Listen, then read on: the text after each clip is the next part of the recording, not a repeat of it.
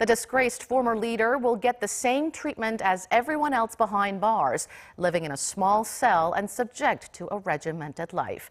She's detained at the same detention center as her close confidant Choi Soon-sil, but they will be banned from having contact with each other.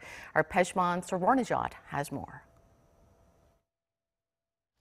A convoy of vehicles carrying the former president arrived at the Seoul Detention Center at 4:45 a.m.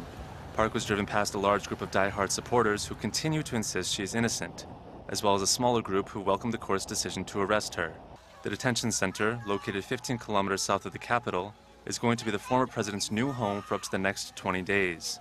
During that time, prosecutors will continue their investigation and must file formal charges against her before the period ends.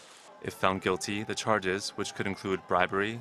During that time, prosecutors will continue their investigation and must file formal charges against her before the period ends. If found guilty, the charges, which could include bribery, abuse of power, coercion, and leaking government secrets, could see her jailed for a decade, or possibly even longer. Upon her arrival at the detention center, Park went through a physical checkup, which has been described by some as an embarrassing process. All her personal belongings were taken away, and she will only be given simple toiletries, a blanket, and tableware for her meals. As with other suspects at the center, Park will receive a yellow and green prison uniform before being transferred to her cell. Size-wise, the cell is larger than 6.5 square meters, equivalent to that of the cells assigned to past former presidents who were also jailed. While at the detention center, Park will lead a life based on strict rules and guidelines, including getting up at 6:30 a.m. and lights out at 9 p.m.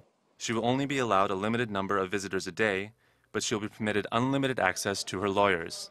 These rules are also being followed by a number of other once powerful figures implicated in the sprawling scandal.